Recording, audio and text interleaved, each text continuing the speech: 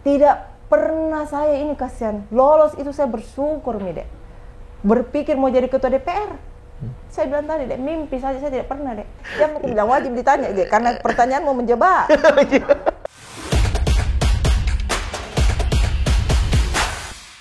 Ya, Assalamualaikum warahmatullahi wabarakatuh.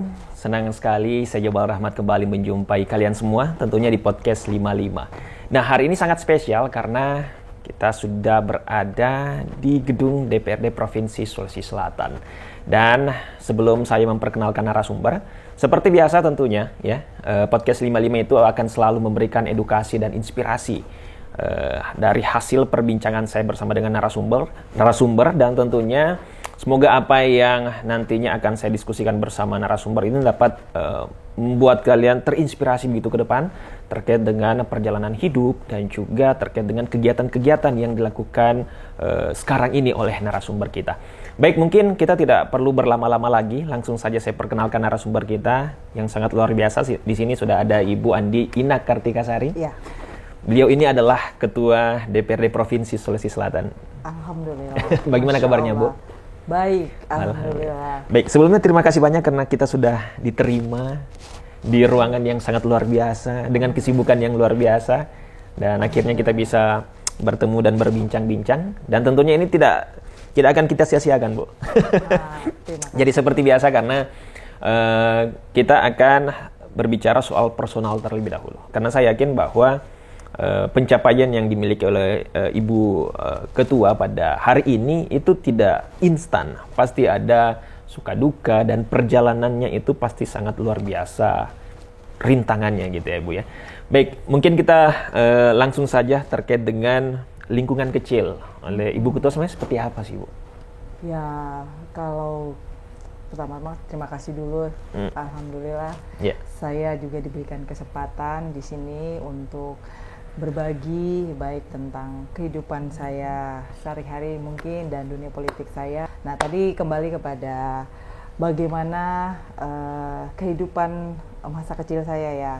Ya, alhamdulillah saya sangat bersyukur. Sebelumnya saya harus mengucapkan bahwa saya diberikan rahmat dari Allah Subhanahu wa taala.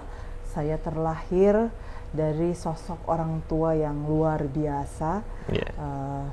Kedua orang tua saya itu untuk almarhum ayahanda saya itu Andi Mustika Zulkifli Said. Beliau berkarir sebagai pegawai di PU Provinsi Sulawesi Selatan dan ibunda saya juga adalah perempuan yang luar biasa. Beliau adalah almarhumah Andi Cak Cambolang. Beliau dulu itu adalah seorang akademisi, dosen di Fakultas Ekonomi Unhas dan juga kemudian akhirnya berkarir di dunia politik. Jadi itulah masa kecil saya, jadi sungguh rahmat yang luar biasa. Tadi saya terlahir dari ibu yang luar biasa juga. Jadi saya itu 5 bersaudara, Dinda. Kami 5 bersaudara betul-betul dididik oleh orang tua kami bagaimana kami itu dari kecil pesan yang paling orang tua kami itu kesannya penting untuk kami adalah pendidikan. Yeah. Jadi ya biasalah dunia kecil saya sekolah, SD saya anak keempat dari 5 bersaudara, Dinda, dan ya masa kecil saya sungguh masa kecil yang sangat luar biasa dan penuh kebahagiaan buat saya. Insya Allah itu menjadi hal yang ya tidak bisa terlupakan seumur hidup saya. Oke, baik. Kalau misalnya kita lihat bahwa memang orang tua Ibu Ketua ini adalah memang apa ya, artinya bergelut di dunia politik juga ya. Iya, sebelumnya ya. Berarti memang untuk apa ya, di dunia politik memang bukan hal baru lagi mungkin untuk Ibu Ina. Bukan, Dinda. Jadi mungkin saya waktu masih ada di dalam kandungan itu saya sudah biasa dengan dunia politik itu kan. Nah, itu tadi orang tua saya memang, apalagi kita dulu ya, politik itu kan ya zaman dulu itu kan ASN itu kan adalah wajib hukumnya kan, ada di partai politik, salah satu partai politik. Jadi ya itulah betul-betul bukan hal yang baru ya. Baru. Oke, baik. Terkait dengan pendidikan, Bu. Kalau misalnya kita lihat ya, dari SD, SMP, SMA di daerah yang sama. Iya, alhamdulillah. Saya sekolahnya dari SD itu sampai kuliah itu di Makassar. Di Makassar, Bu ya. Oke, dan untuk setelah menempuh pendidikan SD, SMP, SMA, lanjut kuliah, mengambil jurusan hukum. Iya, S1 saya Fakultas Hukum. Ini menarik. Kenapa waktu itu memilih hukum, Bu? Iya, sebenarnya begini. Kenapa saya sampai di pilihan kemudian di Fakultas Hukum? Kalau ditanya mau jadi apa, kita kecil kan, kita itu rata-rata jawabnya mau jadi dokter. Jadi sebenarnya pilihan saya waktu mau ikut UMPTN, itu dulu UMPTN kan, pada saat kita akan masuk fakultas, saya pilih S1 saya itu sebenarnya pilihan pertama saya itu kedokteran. Nah, kedokteran, kemudian pilihan kedua saya ekonomi. Nah, di pilihan ketiga saya, karena waktu itu saya ambil campuran kan, pilihan campuran. Jadi saya di pilihan ketiga itu Fakultas Hukum. Dan itu kenapa ambil Fakultas Hukum juga? Karena ya bapak saya itu memang waktu itu sering bercerita tentang dunia hukum seperti apa. Jadi saya pikir ya ambil aja deh pilihan ketiga biar menyenangkan. Siapa tahu diantaranya ini lolos kan. Jadi pilihan pertama saya kedokteran, itu pilihan saya sendiri mau jadi dokter. Pilihan saya kedua ekonomi, itu ibu saya. Nah, pilihan ketiga Fakultas Hukum, itu bapak saya. Jadi lengkap sudahlah itu. Dan ternyata saya keterimanya di Fakultas Hukum Unhas. Oke, ini menarik, Bu ya. Karena semua pilihan dari orang tua ada, termasuk ibu juga yang akan menjalani gitu ya. Iya. Oke, dan akhirnya lulus di Fakultas Hukum. Fakultas Hukum, yang keinginan bapak saya. Oke, baik. Waktu menjalani perkuliahan di Fakultas Hukum, Bu, itu kan biasanya kalau mahasiswa baru itu kan masih dalam tanda kutip masih labil ya. Artinya kadang keinginannya dia itu ya betul-betul harus terwujud. Nah, seperti yang kita ketahui bahwa Ibu Ketua kan ini keinginannya ingin jadi kedokteran dokter gitu ya. Apakah di tahun kedua pada saat terbuka pendaftaran lagi itu ingin mendaftar lagi pada saat itu? Sebenarnya saya tidak punya keinginan untuk mendaftar lagi, tetapi pindah fakultas iya, ada keinginan pindah fakultas. Tetapi kan kalau mau ikut itu hari UMPTN si Penmaru, wah takut-takut juga kita, keder-keder juga kan kita ikut itu si Penmaru, ngeri-ngeri sedap lulus apa enggak. Ya kalau lulus syukur, kalau enggak kan ada beban mental kan, shock juga itu. Saya bisa rasakan teman-teman saya yang tidak lulus itu kan sedihnya panjang. Jadi saya nggak mau lagi ngalamin gitu. Jadi saya waktu itu berpikir emang ada mau pindah fakultas. Pindah fakultasnya kemana? Ke ekonomi. Waktu itu mau ikut ibu saya.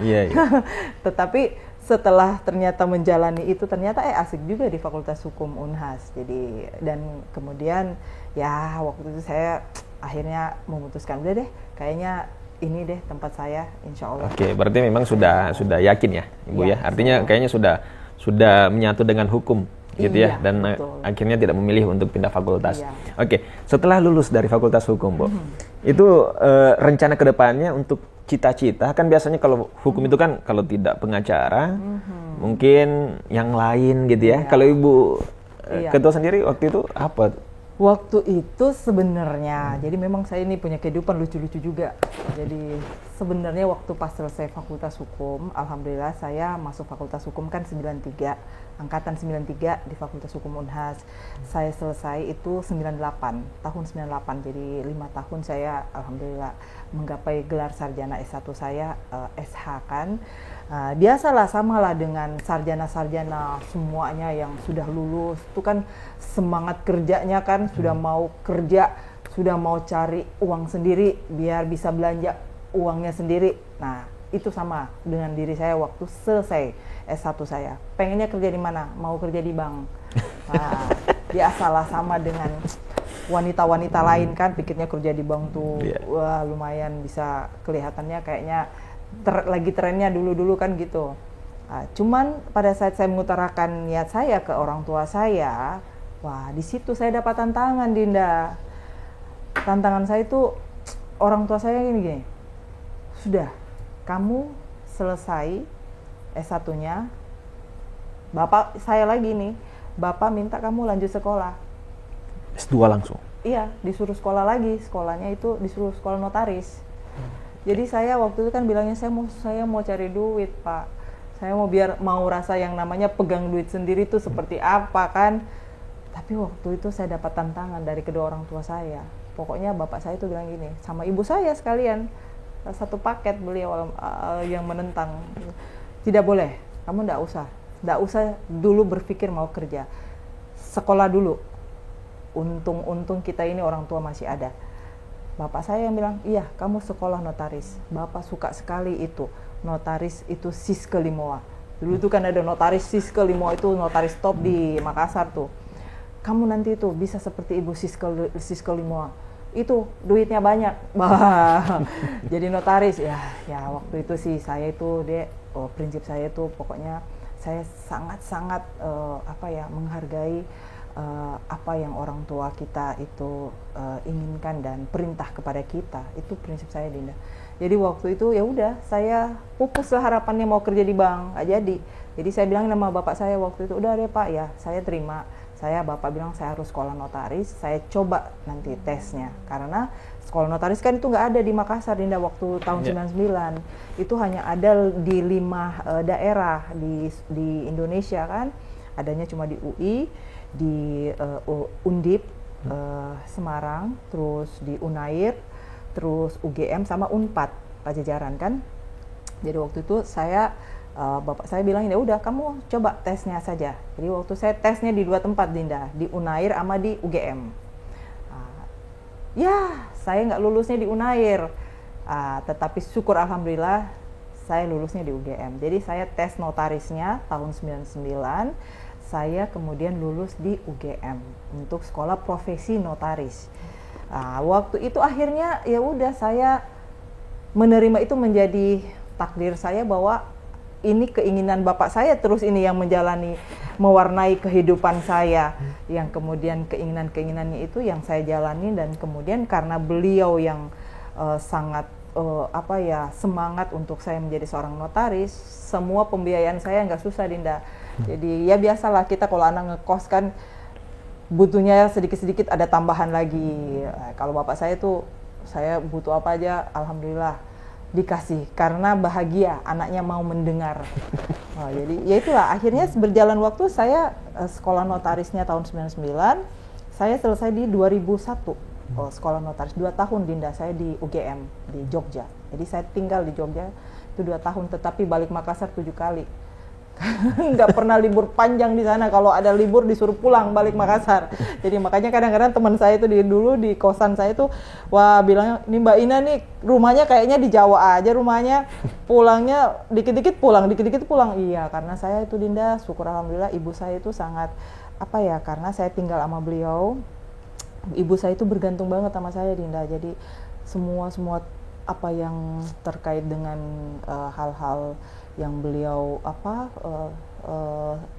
terkait intinya itu, contohnya soal keuangannya, semua itu saya yang tahu, Dinda. Jadi memang saya harus sekolah di luar itu berat buat ibu saya sebenarnya awalnya. Cuman ya itulah, kita ini syukur-syukur alhamdulillah juga ya adalah biaya untuk balik ya bisa lah. Jadi enggak susah juga ibu saya akhirnya. Jadi itulah akhirnya saya saya punya pendidikan notaris 2 tahun di Universitas Gadjah Mada.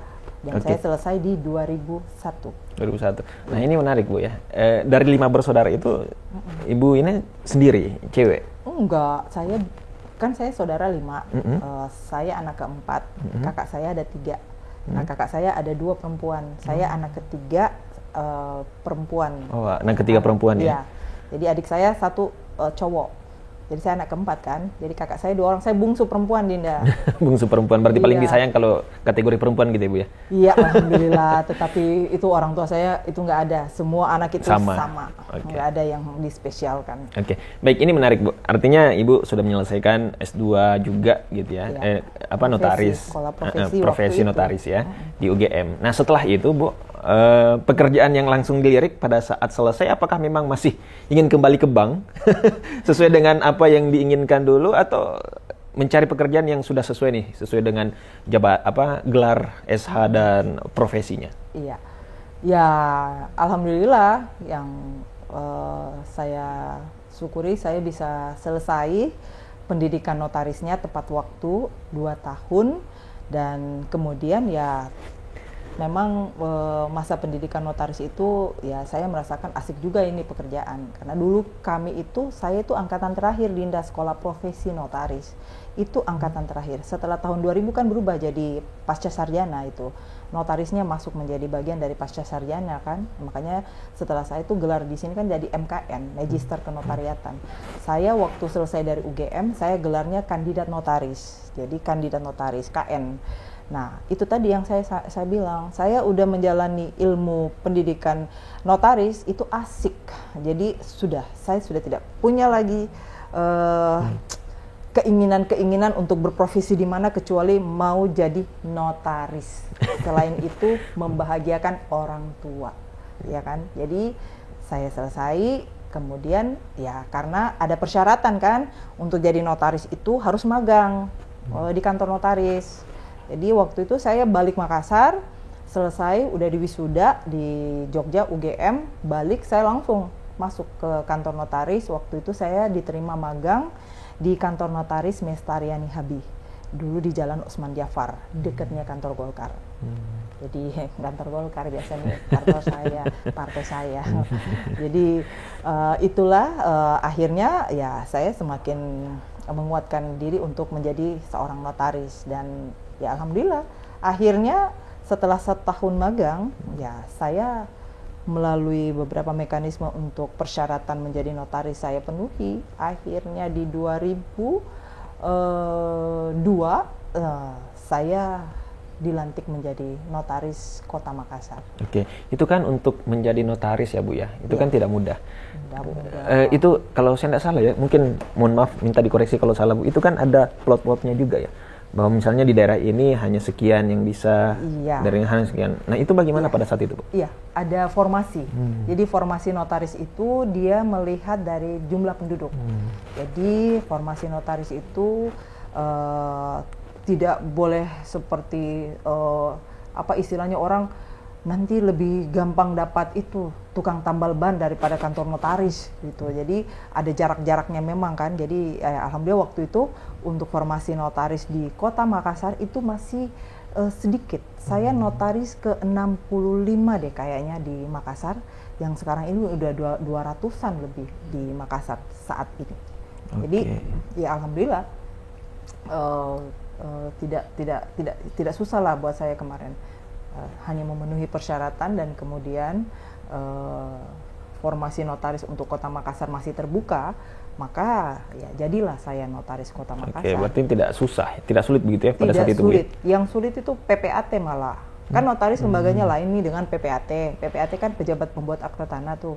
Itu sulit tindak karena PPAT itu harus tes, ada tesnya, dan tesnya itu untuk berlaku se-Indonesia. Jadi kita harus ikut di mana ada tes untuk PPAT. Untung-untung kalau ada dalam 1 tahun itu. Dan susah lulusnya. Oke, tidak selamanya ada Bu ya? Tidak selamanya ada. Dan untung kalau lulus. Kalau nggak lulus, ulang lagi kan? Oke, baik. Itu berapa lama Bu menjalani sebagai notaris sehingga akhirnya beralih profesi? Bukan beralih profesi sih, bisa dikatakan kayak menambah profesi mungkin ya? Iya. Berapa lama Bu? Jadi saya jadi notaris Kota Makassar 2002. Kemudian alhamdulillah PPAT saya itu di 2005. Jadi saya lengkap lah menjadi notaris PPAT itu sejak tahun 2005. Nah alhamdulillah 2005 itu saya mulailah benar-benar rasakan yang namanya pekerjaan notaris itu asyik, bisa ngisi kantong kanan dan kantong kiri. Oke, berarti ininya banyak ya Bu ya. Jadi notaris itu pokoknya kita memberikan jasa ke orang, membantu orang, masyarakat, tetapi ya kita juga dapat manfaatnya tadi itu. Lumayan. Ya lumayan. Apalagi kalau jadi notaris bank. Jadi 2005 itu perjalanan saya sebagai notaris PPAT itu alhamdulillah itu suatu kesyukuran buat saya. Disitulah saya menjadi notaris di beberapa bank. Saya kemudian sampai di 2009 lah masa saya kemudian terjun ke dunia politik secara praktis menjadi caleg kan di 2009. Di situ saya udah pegang 7 bank Mas. Jadi saya harus pikir-pikir juga dulu itu waktu mau terjun ke dunia politik. Ini menarik Bu ya. Artinya kan kalau misalnya untuk soal pendapatan kan artinya ya aman lah gitu. Ya, apalagi tadi Bu Ketua mengatakan bahwa apalagi kalau misalnya kita pegang bank gitu, itu kan lumayan juga. Apalagi ada 7 bank yang dipegang. Iya, nah, apa kira-kira yang membuat Bu Ina ini tertarik begitu untuk terjun ke dunia politik? Iya. Jadi sebenarnya ceritanya itu ya memang ya itulah, Allah itu sudah membuat kehidupan seseorang itu dengan skenarionya.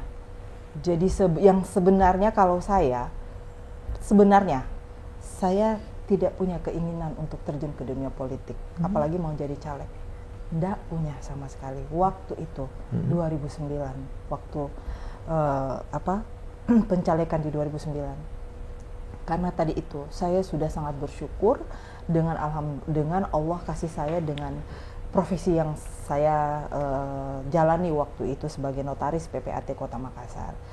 Tetapi itulah saya kembali kepada perjalanan hidup kita, Allah yang mengaturnya. Kenapa saya kemudian terjun ke dunia politik, itu ada ceritanya Dinda. Karena tadi kan Adinda sudah tahu bahwa sebelumnya ini kan orang tua saya, ibunda saya yang menjadi legislator di Provinsi Sulawesi Selatan. Beliau menjadi anggota DPRD Provinsi Sulawesi Selatan itu 3 periode. Ibu saya 3 periode 15 tahun di DPR Sulawesi Selatan di sini. Nah, di 2009 itu adalah periode terakhir beliau. Jadi itu periode terakhirnya ibunda saya, yang pada saat itu beliau harus memilih karena waktu itu ada aturan internal Partai Golkar.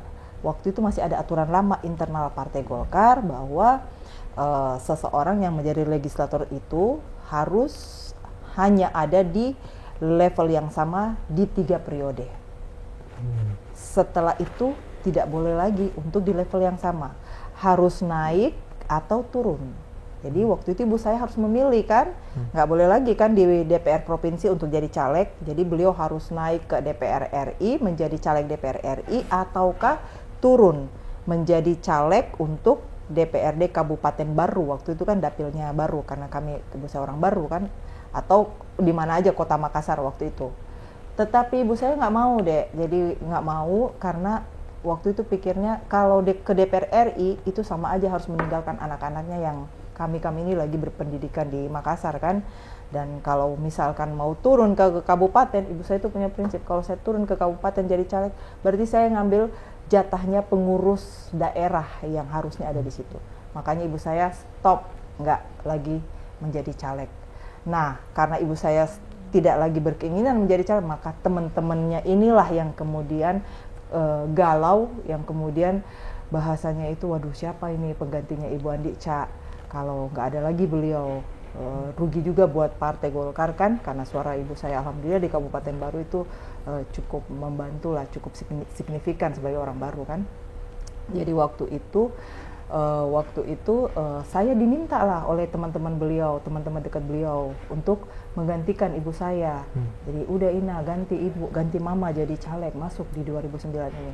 Nah saya dulu itu tetap bahasa saya, sudah Mikanda, jangan biar bisa jadi pengurus, karena kan saya sudah jadi masuk pengurus Partai Golkar. Saya biar jadi pengurus Kanda, karena saya berat untuk tinggalkan kantor notarisku. Tetapi itulah perjalanan seseorang tiada yang tahu Dinda. Saya ceritanya ini kenapa akhirnya mau menjadi caleg, ini ada satu ceritanya. Waktu itu saya karena menjadi pengurus Partai Golkar, ada kegiatan Partai Golkar Sulsel di Kabupaten Baru. Nah, saya diminta untuk mendampingi 2 senior yang senior banget di Golkar kan. Beliau itu adalah Pak Pangeran Rahim dan Andi Syafiuddin Makkah, Posapi. Ini kan dua senior partai yang anggota DPR juga kan. Ina dampingi ini, ada kegiatan di Baru Partai Golkar. Jadi udahlah, saya di situ pertama kali tugas partai saya jalankan. Jadi saya, namanya juga kita baru ya, saya udah jam 7 Dinda sudah ada di kantor Golkarnya Baru menunggu senior ini. Nah di situ saya datang, banyak juga yang pengurus Partai Golkar Kabupaten Baru nggak kenal saya. Jadi udah berjalan, intinya singkatnya acara dimulai. nggak ada orang, nggak banyak yang tahu saya anaknya Andi Cak Cambolang. Tetapi pada saat mereka tahu anaknya Andi Cak Cambolang, saya didatangin banyak pengurus atau orang baru yang ada di situ. Oh, anaknya Ibu Andi Cak Cambolang, itu ibu tak baik sekali. Masya Allah, saya bersyukur ya Dinda, kita namanya ini kalau orang tua kita disebut begitu kan kita bangga ya. Itu ibu tak baik sekali. Itu nanti kesian kalau tidak ada mi ibu tak jadi anggota DPR, tidak ada mi itu kesian. Siapa mi itu yang ganti ki? Tidak ada mi itu. Wah, di situ tiba-tiba muncul saya, karena saya bahagia ya mendengar ibu saya disebut begitu. Tiba-tiba muncul itu Dinda di hati saya. Iya ya, kalau ibu saya sudah tidak jadi anggota DPR, orang lupa deh nama Andi Cak Cambolang itu. Tapi barangkali kalau ada saya, pasti namanya ibu saya pasti tetap disebut. Pasti oh anaknya Andi Cak. Jadi orang biar nggak sebut nama saya kan nggak apa-apa toh. Yang penting nama ibu saya kan. Dan itulah yang saya rasakan sekarang. Jadi itu niat saya Dinda. Wah kalau begitu biar nih deh, siapa tahu saya masih ditawarin. Karena 2 minggu lagi kayaknya waktu itu DCS-nya mau tutup deh. Kalau ditawarin lagi saya mau deh. Biar itu kalau ada saya, namanya ibu saya tetap ada. Anaknya Andi Cak jadi anggota DPR. Ternyata itulah Allah Subhanahu wa Ta'ala.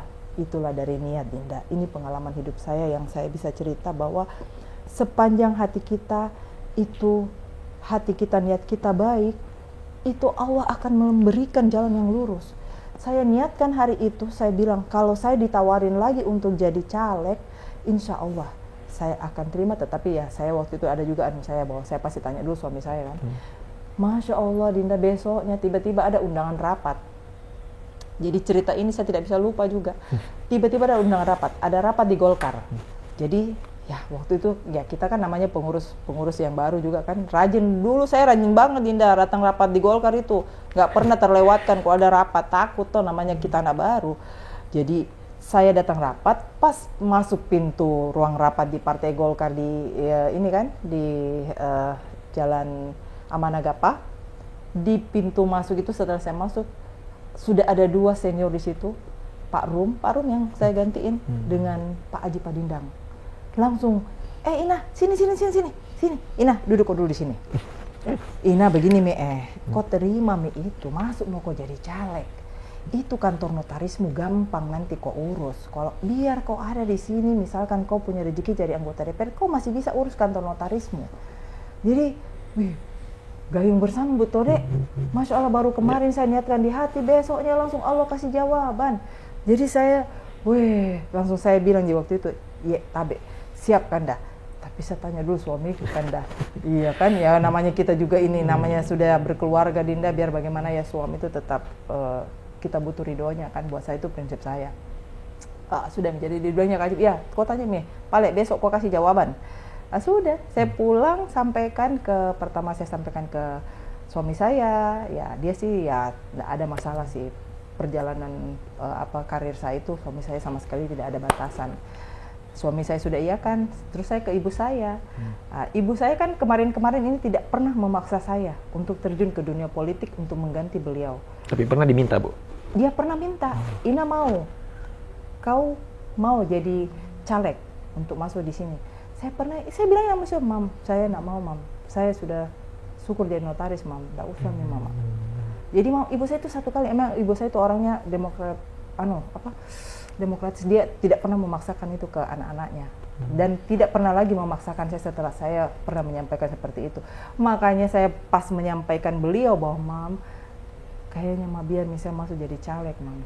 Itu ibu saya senangnya, tidak dua. Dia kasih duduk saya, dia belum bisa jadi caleg ini, dia kasih duduk saya. Dia keluar itu pesan-pesan tentang politik itu seperti apa. Jadi dia bilang ke saya, kamu nak mau masuk dunia politik praktis, kamu harus tahu bahwa dunia politik itu abu-abu. Kamu tidak boleh cengeng. Oke, itu awal mula Bu. Awal 2009. Nomor 5 dan kemudian alhamdulillah lolos menjadi anggota dewan. Anggota dewan. Nomor 5 loh. Saya nomor urut. Iya, biasanya kan nomor 1 Bu. Nomor 1 biasanya. Okay.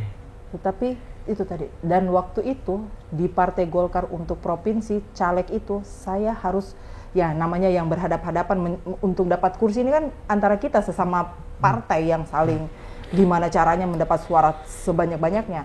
Waktu itu yang saya cukup berat, yang juga saya ya saling mencari suara di Kabupaten Baru, itu istrinya Wakil Bupati Baru, Ibu Ida Kutana, istrinya Pak Kamril. Itu yang saya berdua, dan yang lolos saya, beliau tidak lolos. Wow. Jadi Masya Allah, Subhanallah Dinda.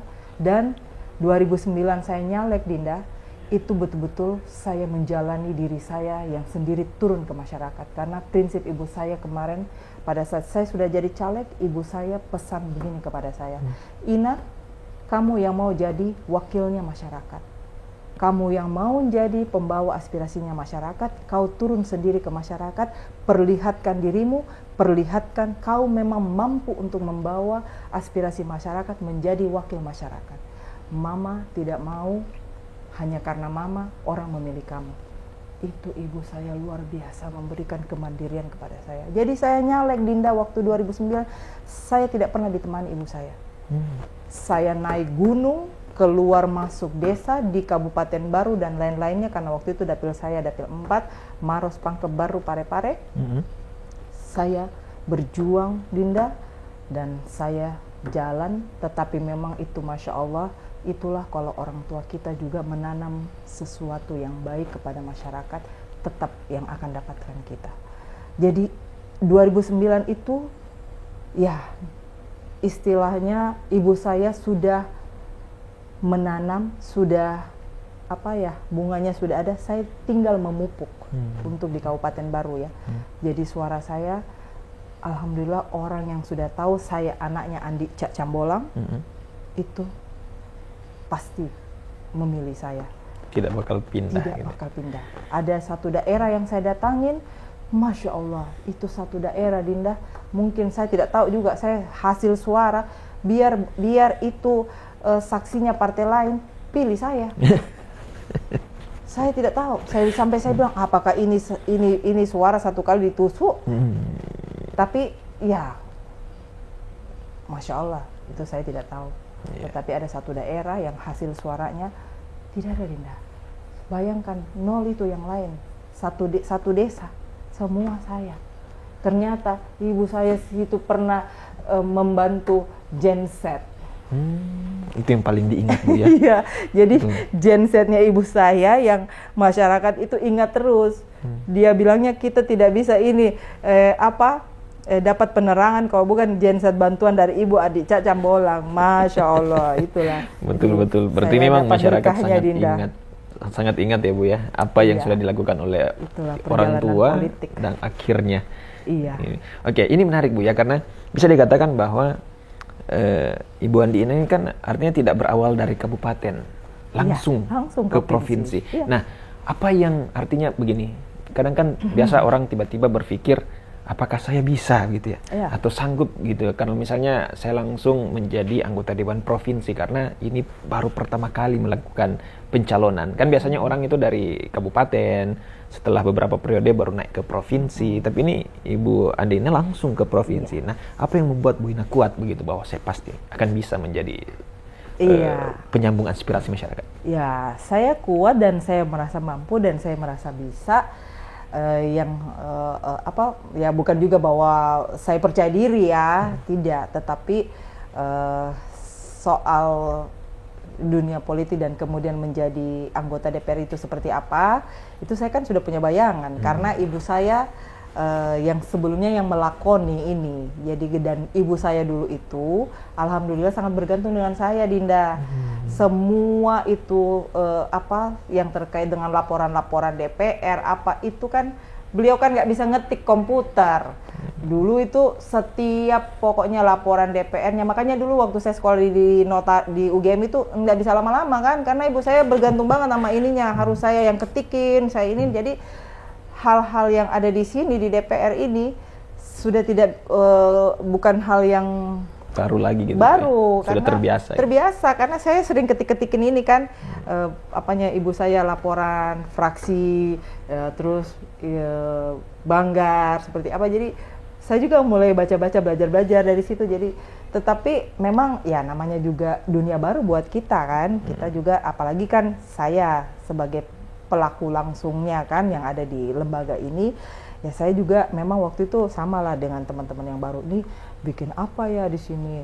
Tetapi saya tuh selalu nanya ke senior yang ada di sini duluan. Saya sempat beberapa kali tuh tanya, ada satu senior saya tanya, Kak, itu waktu awal-awal itu jadi anggota DPR sini, setelah dilantik, Kak, apa Kak dibikin di sini Kak, bagaimana ini Kak, waktu itu. Tetapi saya syukur sekali karena waktu diminta untuk penempatan komisi, saya memang minta untuk saya ditempatkan di komisi bagian hukum. Oke, sesuai berarti Bu. Sesuai basic saya kan, jadi saya ditaruhlah di komisi A pemerintahan kan itu juga terkait dengan hukum kan.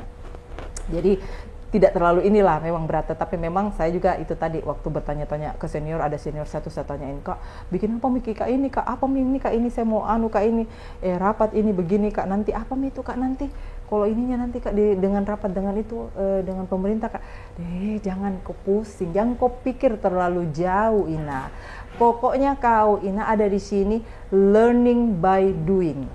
Nah itu yang saya ingat, oh ya, learning by doing. Yang penting kita mau belajar. Pokoknya apa-apa itu Dinda, gak usah takut. Percaya diri aja. Jadi saya waktu itu, ya karena saya juga basicnya ada notaris, kalau tentang hukum dan tentang, kalau di Komisi A kan itu terkait dengan masalah-masalah permasalahan tanah. Saya juga ngomong dong, karena ilmu notaris saya jelas-jelas ada di situ kan, bisa saya sampaikan seperti apa. Jadi ya alhamdulillah itu tadi intinya Dinda. Yang penting mau belajar dan mau tahu dan tidak berhenti bertanya kepada senior. Oke, ini menarik Bu ya. Karena tentunya ini juga mungkin bisa menjadi salah satu inspirasi Bu dari hasil pembicaraan kita, bahwa meskipun kita menjadi awal memang kita masih baru begitu, tapi kalau misalnya ada kemauan untuk bertanya, terus ada keingintahuan yang sangat besar, pasti aman-aman saja. Artinya jangan terlalu panik dulu lah. Yes. Gitu ya. Melihat kondisi, wah seperti apa. Percaya diri gini. Dinda. Betul. Pokoknya percaya diri, yakin ada Allah juga yang bantu kalau kita juga niatnya baik kok. Oke, baik. Ibu Andina awal menjadi seorang anggota dewan itu 2009 sampai 2014 ya. Ya. Setelah itu lanjut lagi. Ini menarik nih. Cerita sedih di situ. Happy-happynya itu satu periode saya di sini tuh luar biasa, bahagia sekali dapat dapat perjalanan hidup baru jadi legislator kan. 5 tahun bisa mewakili masyarakat. Ternyata saya bisa merasakan di situ Dinda.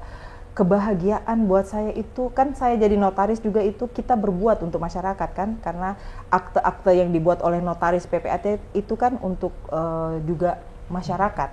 Tetapi yang saya dapatkan ternyata menjadi anggota DPR itu ada kepuasan tersendiri Dinda buat saya. Memang jadi kita di notaris itu tadi memang kita ini berbuat untuk masyarakat, tetapi kan itu orang ke kita juga itu kan rata-rata karena butuh jasa kita, dan kemudian orang kemudian membayar sesuai dengan jasa kita. Tetapi di dalam dunia politik Dinda, kita bisa berbuat untuk masyarakat.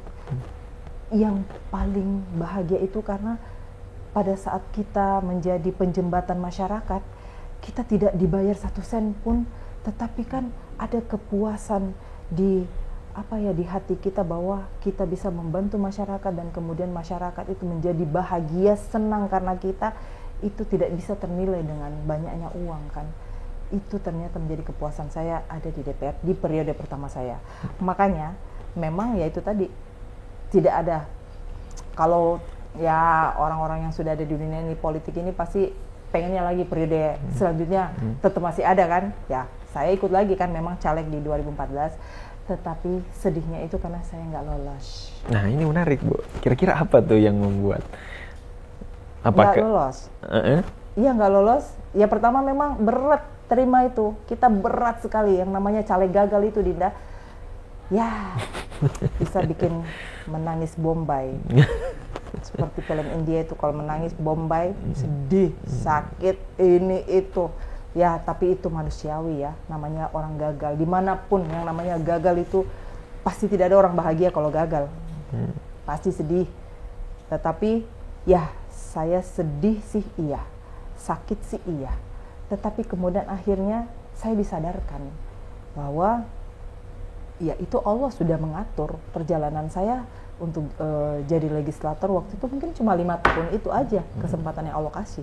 Saya mungkin ya Allah suruh lagi ngurus kantor notarisnya. Oh, berarti kembali lagi. Iya, ke makanya profesi karena notaris. karena kan kami kan kalau jabatan notaris itu kami diatur oleh undang-undang jabatan notaris. Kami karena pejabat publik juga, kami punya juga aturan termasuk dengan cuti.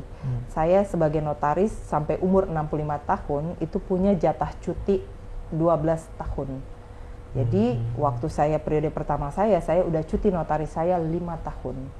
Jadi ya itu, jadi saya udah 5 tahun. Jadi ya alhamdulillah, makanya waktu saya tidak terpilih sudah lewat nangis Bombaynya itu, saya sadar udah deh, ngapain saya mau terus bersedih hati. Saya notaris kok.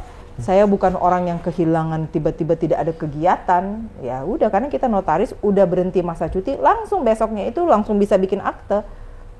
Lanjut lagi dengan kebiasaan yang dulu. Kebiasaan. Jadi, tapi waktu itu saya cuma jadi notaris karena PPAT-nya kan harus ulang lagi kan. Harus tes lagi, Bu ya? Iya, waktu itu harus ikut aturan lagi baru, minta izin baru. Karena saya waktu jadi anggota DPR, kan PPAT itu nggak ada cuti, nggak ada cuti seperti notaris. Yang ada itu bisa cuti hanya 2 tahun, selebih dari 18 bulan, selebih dari itu nggak boleh, harus turun papan, berhenti. Jadi waktu itu saya PPAT-nya berhenti, turun papan waktu periode pertama saya. Jadi pas saya selesai di DPR-nya nggak terpilih, ya udah saya kembali notaris. Tapi memang berat juga waktu itu karena saya nggak PPAT, nggak bisa pegang banknya lagi kembali kayak dulu kan, harus berjuang lagi dari nol. Tetapi ya sudah, saya waktu itu kembali disadarkan sama Allah bahwa Allah memberikan jalan itu buat saya, berarti itu semua punya artinya ada yang lebih baik lagi deh, yang saya pikir bahwa Allah akan memberikan saya. Jadi akhirnya sudah, saya jadi notaris lagi, kembali dengan aktivitas saya jadi notaris.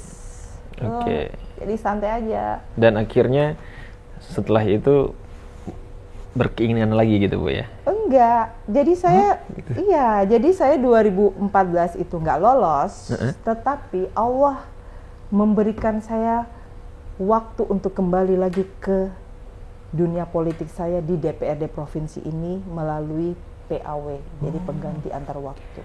Jadi saya masuk kembali ke dalam gedung ini sebagai legislator Golkar Sulawesi Selatan karena pengganti antar waktu dari Bapak Pangeran Rahim yang waktu itu menjadi wakil wali kota Parepare. Calon wakil, jadi kan orang kalau calon udah harus mengundurkan diri kan. Nah saya kan ada di bawah peraih suara terbesar berikutnya. Jadi berarti cukup ini juga, Bu ya, karena Ibu berada di bawah ini ya, selangkah begitu. Iya, jadi orang yang ada di rutan bawah yang caleg jadi itu ya kadang-kadang dia ada juga ini kali-kali dapat durian runtuh.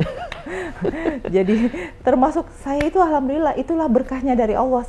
Saya setelah menjalani dunia ini, saya Dinda, jabatan ini, dunia politik saya bilangin ini kehidupan saya. Betul-betul Allah mengatur skenario saya dengan sangat baik dan sangat indah. Karena saya tidak lolos di 2014 kemarin, tetapi saya ternyata kembali lagi ke sini di 2018. Jadi saya ambil cuti saya lagi 2 tahun, Dinda. Jadi saya ambil cuti saya kemarin 2018-2019. Jadi sampai 2019 kemarin saya ambil cuti saya 7 tahun kan? 7 tahun dengan yang dulu ya, Bu ya? Iya, periode pertama. Dulu periode pertama. Nah, 2019 ini alhamdulillah saya terpilih lagi kan. Jadi di sini tidak terpotong masa cuti saya yang saya harus habiskan dan saya harus pusing memilih. Karena kalau saya lolos 2014 kemarin, Dinda, terus saya lolos lagi 2019, di tahun kedua saya ini saya akan pusing memilih antara notaris kah ataukah dunia politik saya. Betul, karena cutinya 12 tahun. Iya, betul. Berarti ini kalau misalnya menyelesaikan ini masih bisa lanjut, Bu ya?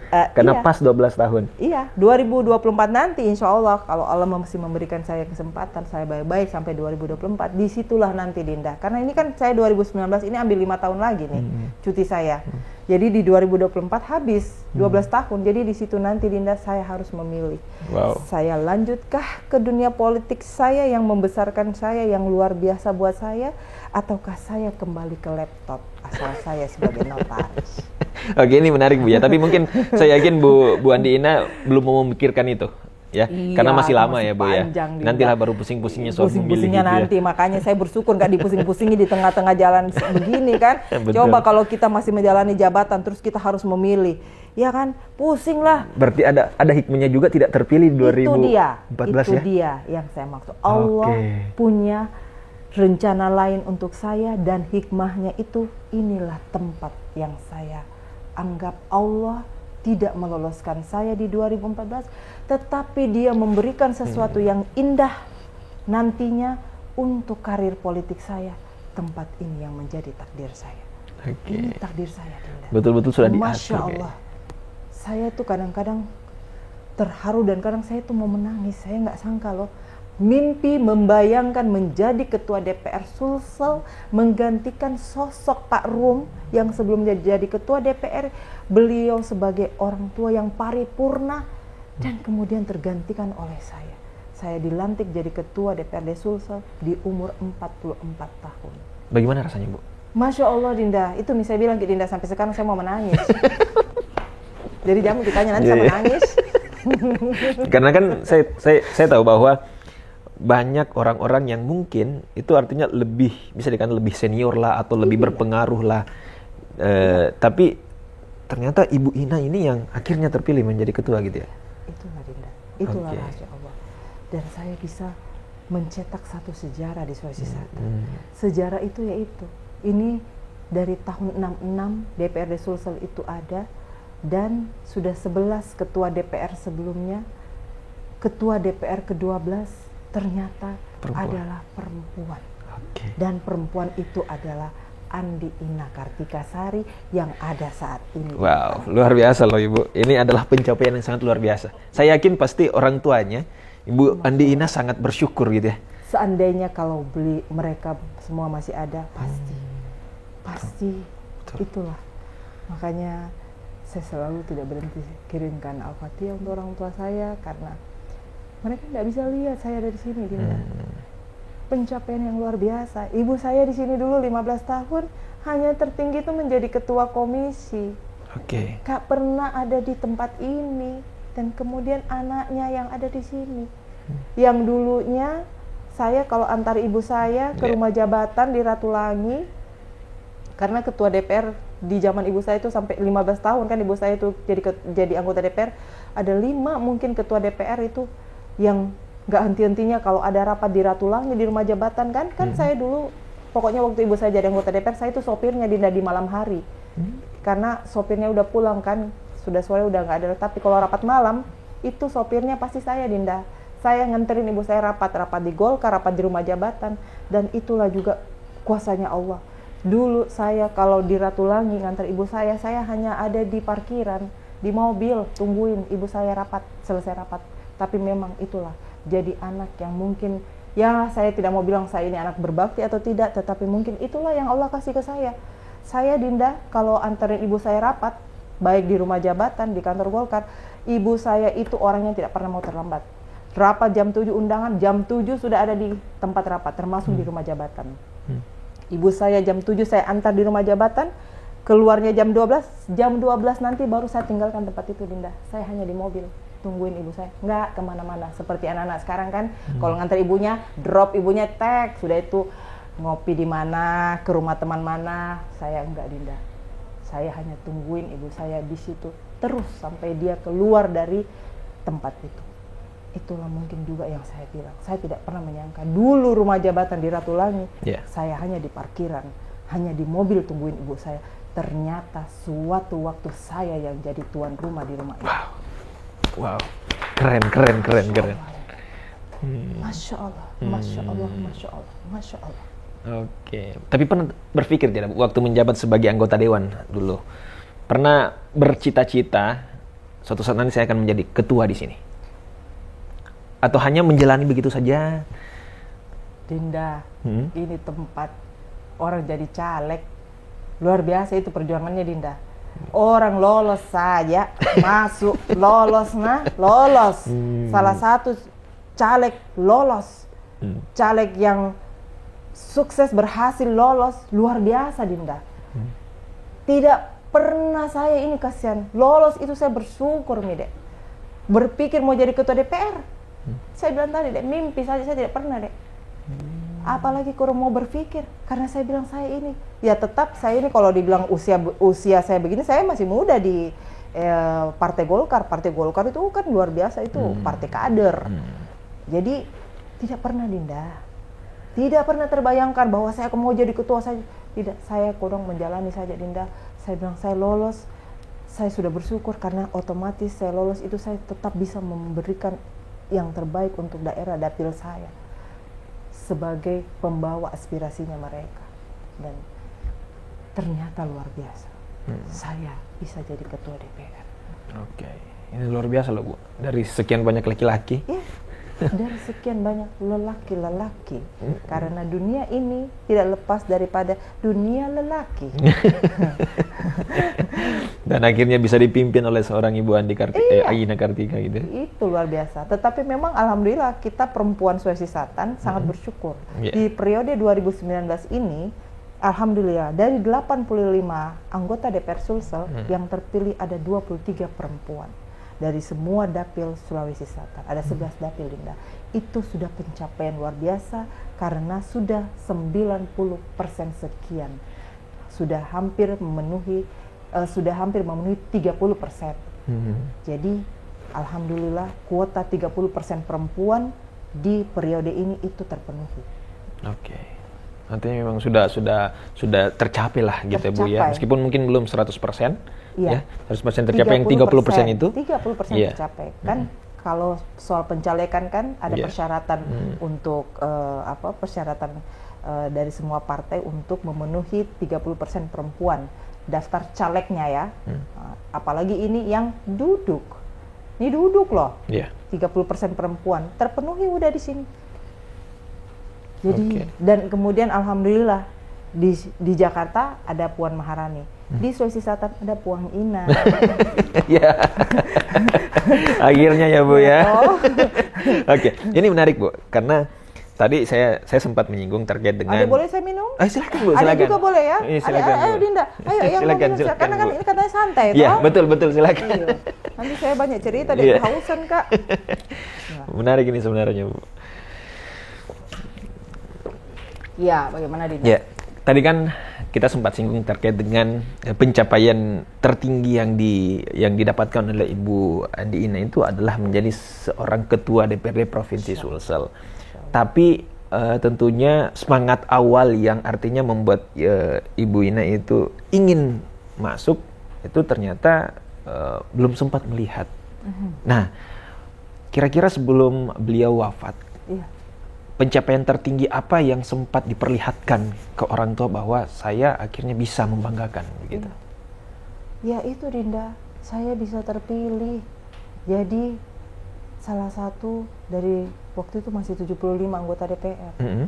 Itu ibu saya itu sudah pencapaian yang luar biasa yang dia lihat. Bahwa ada anaknya yang melanjutkan dunia politiknya. Anak saudara Ibu Ina yang lain tidak ada. Jadi gini ya, itu ibu saya adalah perempuan hebat. Ibu saya itu saya punya idola. Tidak ada idolaku lain deh. Ada orang kan idolanya kalau ditanya siapa idola tak perempuan ibu kita Kartini. Tidak saya deh. Saya idolaku perempuan ibuku sendiri, mamaku sendiri, Andi Cak Cambolak. Kenapa?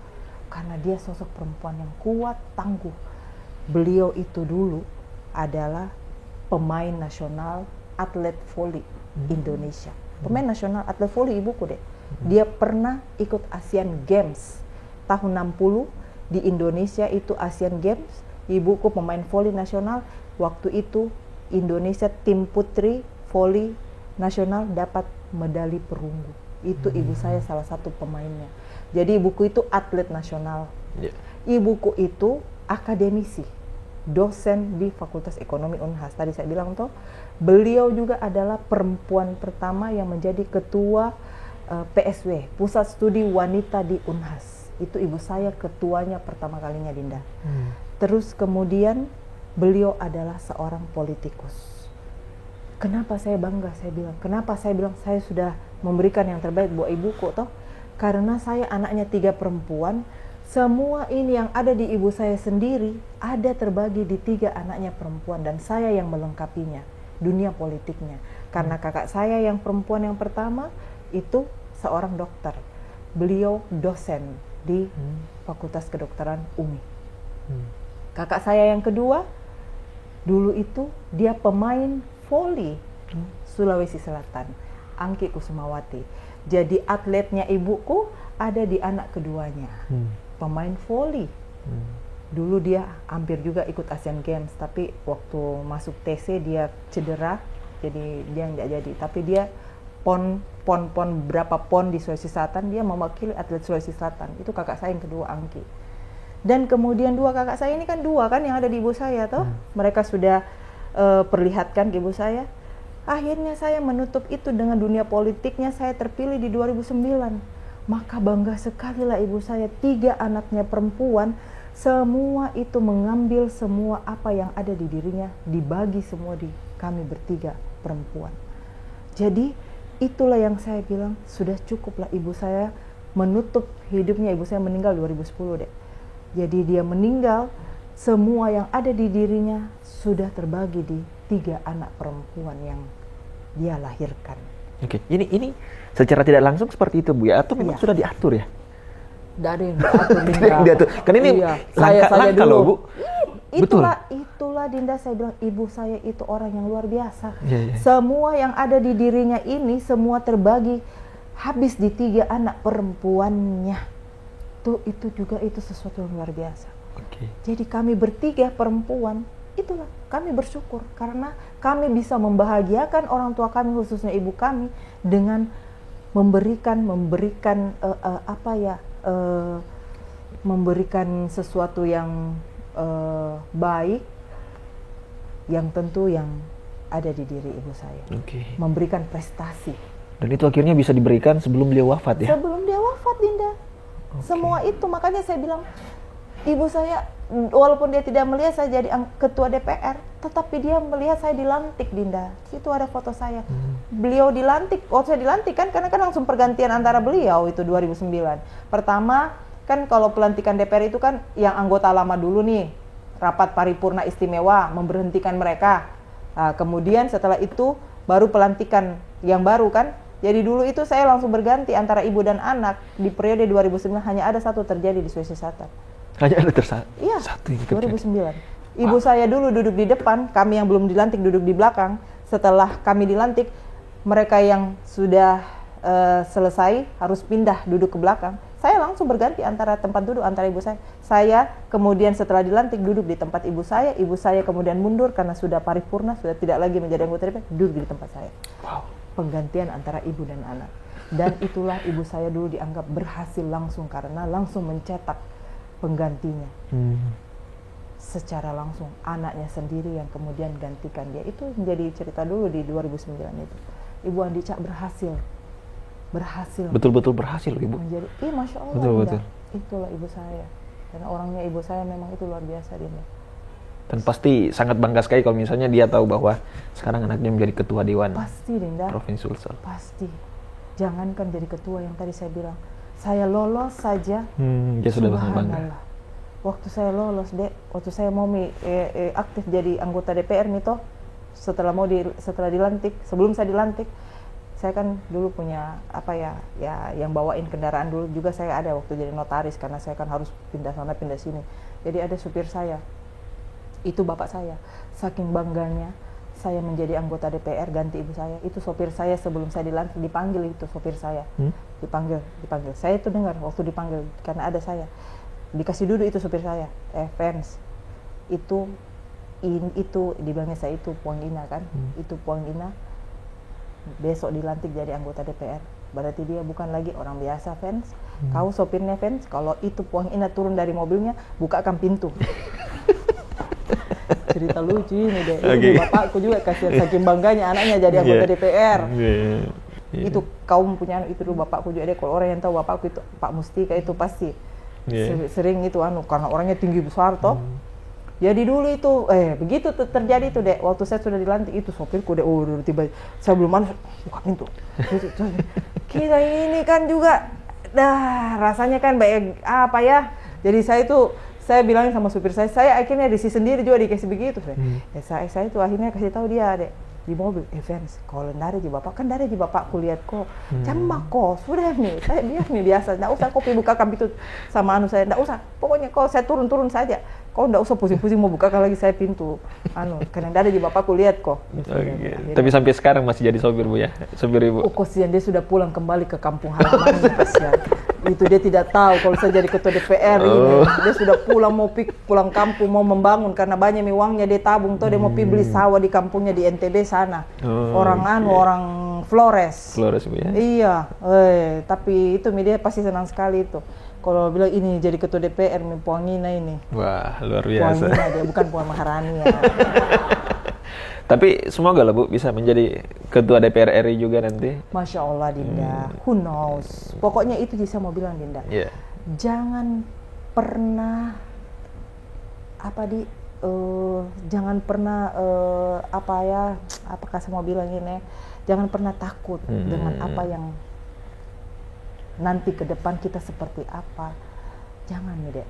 Serahkan semua sama Allah.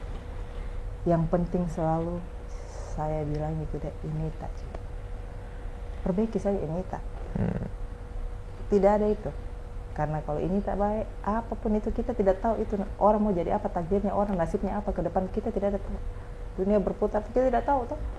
Sama ini saya deh. Saya tidak pernah tahu ini saya ada di sini suatu waktu. Saya tidak pernah sangka bahwa suatu waktu saya tinggal itu di Ratu Langit. Tidak ada tuh.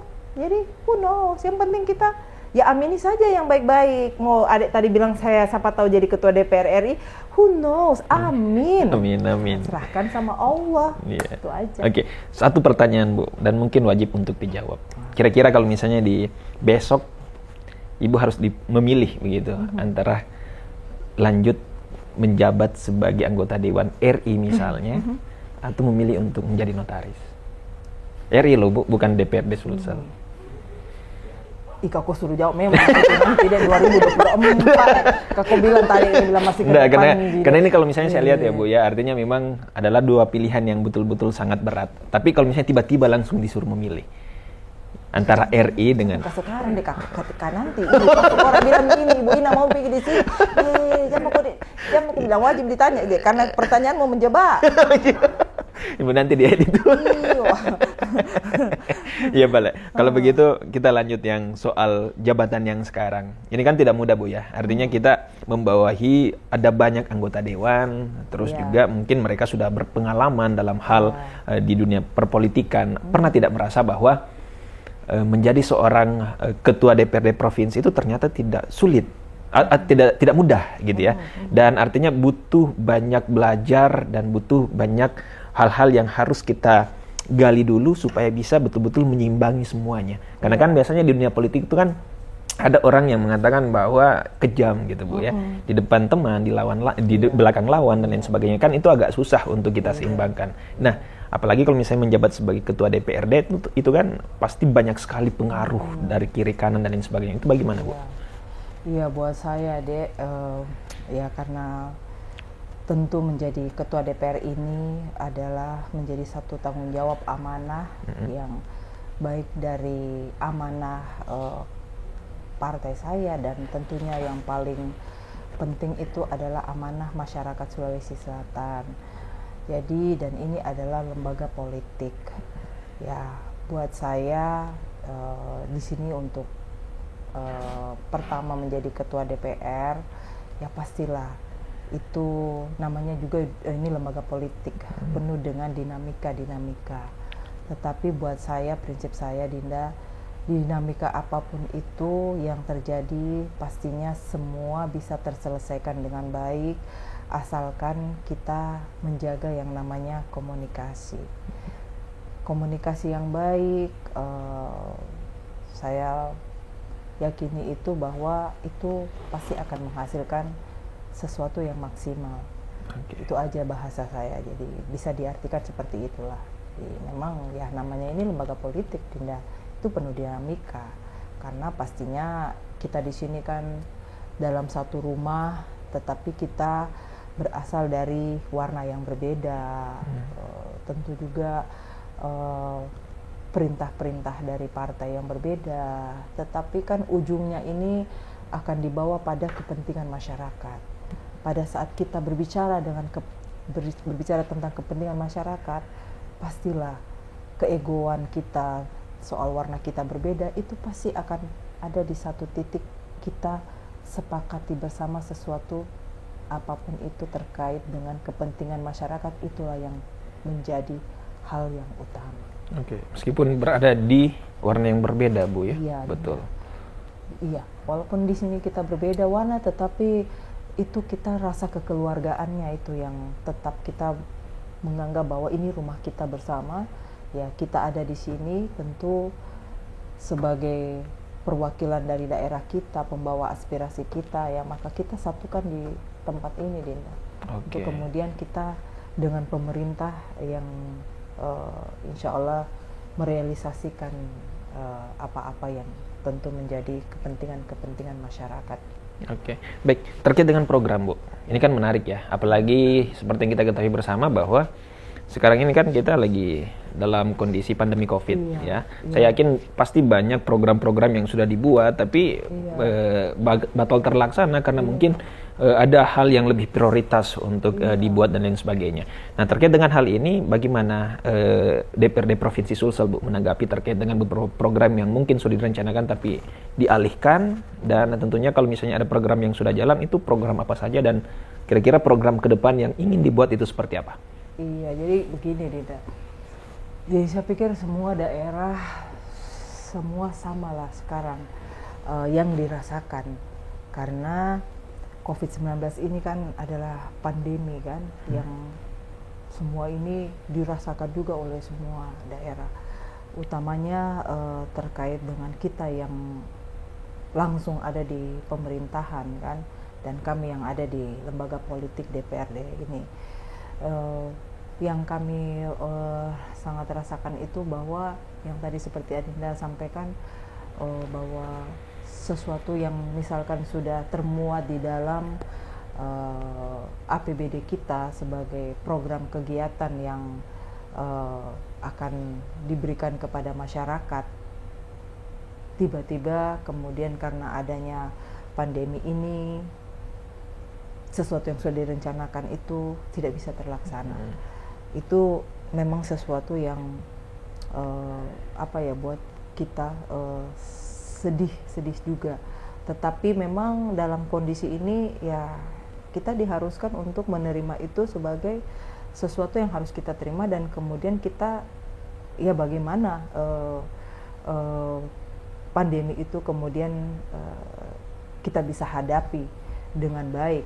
Dan dengan kondisi APBD kita yang sangat terbatas, karena dengan pandemi ini kita yang utama itu adalah bagaimana penanganan COVID ini kan, bagaimana kemudian anggaran ini yang tadinya misalkan anggaran ini sudah disiapkan untuk infrastruktur, misalnya untuk membangun jalan, cuman karena pandemi ini memang tetap masih harus dibutuhkan support dari anggaran, maka kegiatan yang tadinya itu harus ada tiba-tiba harus dihilangkan. Nah, itu tadi ya kita harus tetap, yang utama ini adalah bagaimana penanganan COVID ini, karena ini terkait dengan nyawa manusia.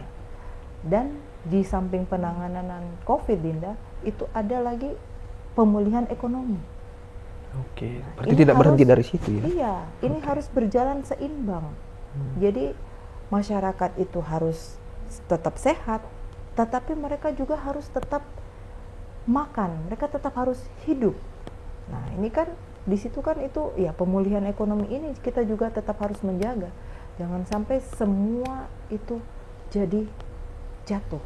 Nah, inilah sekarang ya kita bersama Bapak PLT Gubernur menyusun penganggaran yang semuanya itu tetap menjadi satu konsep yang ada di dalam batang tubuh APBD kita. Oke, tapi memang untuk prioritas sekarang masih tetap ke COVID ya, Bu ya? Tetap, Dinda, tetap. Tetapi itu tadi ya harus seimbang juga kan dengan kegiatan-kegiatan yang sifatnya pemulihan ekonomi. Oke. Ya bersyukur-syukur kita di Sulawesi Selatan, kita sebagai yang juga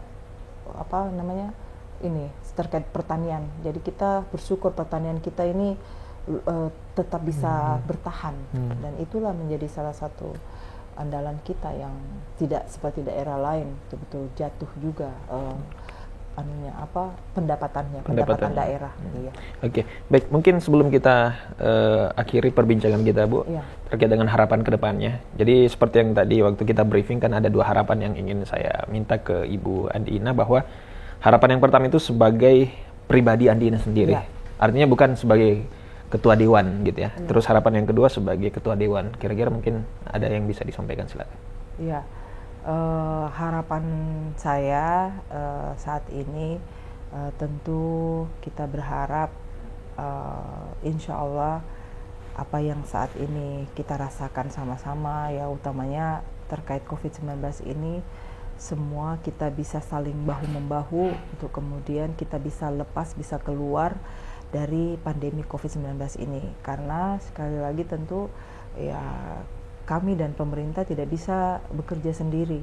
Kami tetap butuh masyarakat untuk mensupport untuk bagaimana sekali lagi kita bisa lepas dari pandemi ini. Karena saat ini kan belum bahwa pandemi ini berakhir, itu belum. Jadi sekali lagi ya kita tentu tetap berharap dari masyarakat untuk bersama-sama pemerintah, dan kita bersyukur ya. Saya menyinggung sedikit terkait dengan vaksin. Kita bersyukur bahwa masyarakat Sulawesi Selatan memberikan dukungan kepada pemerintah dan dari masyarakatnya sendiri untuk pencapaian vaksinasi 70% di tahun 2021 kemarin. Kita kan ditargetkan untuk vaksinasi itu untuk herd immunity terbentuk kan harus masyarakatnya divaksin itu 70%, dan kita memenuhi itu, Dinda. Jadi itu yang suatu hal yang luar biasa, dan sekali lagi tentu harapan saya masyarakat dan kita saling bahu-membahu untuk menghadapi semua ini. Oke, baik. Luar biasa, Bu. Terakhir, paling terakhir. Apa itu terakhir, Dinda? Batu-batu toma kan? Di belakang saya lihat ada sebuah quote yang dibuat oleh Ibu Andi Ina. Mungkin bisa dibaca, Bu, sembari memberikan apa sih maksud dari itu. Iya. Ini menarik loh, saya tadi sempat membaca juga. Iya. Nah ini kan Dinda bisa baca kan? Iya. Rangkul masa lalu dan melangkahlah ke masa depan. Iya. Melangkah dengan kepercayaan diri dan yakinkan pada diri akan meraih mimpi-mimpi. Oke. Maknanya itu bahwa apapun itu, masa lalu tidak bisa kita hapuskan, tetapi tentu masa lalu itu menjadi pembelajaran hidup kita untuk bagaimana kita bisa meraih kesuksesan masa depan. Dan tentu insya Allah, tentu mimpi-mimpi yang kita selalu bayangkan menjadi orang sukses, jika semua itu insya Allah kita bisa maknai dengan baik, insya Allah mimpi-mimpi itu akan kita raih dengan sesuatu yang indah. Oke, luar biasa. Terima kasih banyak Ibu Andi Ina Kartikasari sudah memberikan kami cukup banyak waktu, Bu. Silahkan minum dulu, Bu. Minum Kak dulu deh. Iya, silahkan. Udah tau misalnya ceritai kayak ini.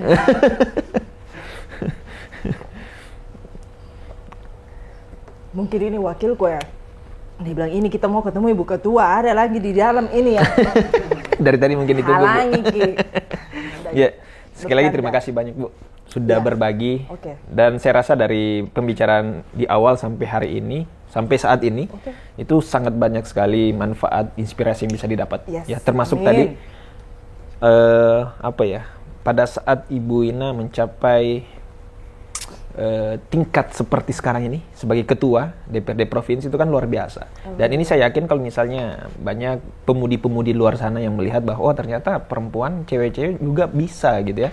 Dan kadang dengan adanya semangat-semangat seperti ini, kadang mereka itu semakin percaya diri, Bu, bahwa ternyata kita ini sebagai mereka ya sebagai perempuan, cewek gitu, ternyata punya ini juga, punya space juga untuk menjadi seorang pemimpin. Jadi semoga apa yang kita perbincangkan dan tentunya hal-hal baru tadi, bagaimana Ibu Ina menceritakan terkait dengan pengalaman suka duka, mulai dari menjadi notaris, terus juga menjadi ketua dewan, sempat tidak terpilih dan akhirnya diberi jalan oleh Yang Maha Kuasa, akhirnya bisa menjabat 2 periode dan setelah itu menjabat lagi dan akhirnya menjadi ketua, kan itu luar biasa. Dan secara tidak langsung ternyata 12 tahun cutinya bisa terbayarkan full ya Bu ya. Tidak bikin pusing dia. Tidak bikin pusing. Tidak galau. Tidak galau. Iya. Oke, baik, sekali lagi terima kasih banyak Bu. Atas waktunya kita cukupkan sekian. Sebelum tutup saya pesan dong buat perempuan. Oh ya, silakan Bu. Ya. Ya. Jadi ini pesan dari bapak saya. Yang memang ini semua menjadi pesan buat kami 3 anaknya perempuan. Dan pesan juga dari ibu saya. Jadi ada 2 ini yang saya mau sampaikan. Dari orang tua, bapak saya itu berpesan gini, Dinda. Jadikan orang tuamu Tuhan kedua. Kalau kau berhadapan dengan orang tua, kau tetap salah orang tua yang benar.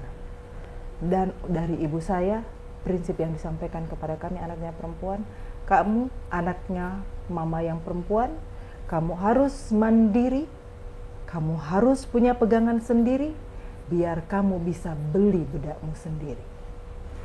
Wow, luar biasa loh Ibu. Wow, penutup yang sangat luar biasa. Terima kasih banyak. Saya yakin ini akan menjadi inspirasi untuk para perempuan di luar sana. Amin. Amin, amin. Ya, baik. Sekali lagi terima kasih banyak Bu. Kita tutup dulu. Terima kasih atas waktunya. Baik, pemirsa 55 TV dimanapun kalian berada, itulah tadi perbincangan saya bersama dengan Ibu Andi Ina Kartika selaku Ketua DPRD Provinsi Sulawesi Selatan. Luar biasa karena kita bisa bertemu dengan beliau dan bisa berdiskusi, bercerita panjang lebar terkait dengan pengalaman beliau, bagaimana caranya meniti karir sampai saat ini, dan luar biasanya lagi, beliau ini adalah Ketua Dewan Perwakilan Rakyat Daerah Provinsi Sulawesi Selatan perempuan gitu ya, dan saya rasa ini bisa menjadi salah satu motivasi dan inspirasi untuk para perempuan di luar sana bahwa kita bisa melihat contoh bahwa perempuan itu tidak bisa dipandang remeh ya. Tentunya perempuan bisa mengambil andil menjadi seorang pemimpin untuk bangsa ini. Akhir kata saya Jabal Rahmat pamit undur diri. Terima kasih banyak. Assalamualaikum warahmatullahi wabarakatuh dan sampai jumpa. Waalaikumsalam warahmatullahi wabarakatuh.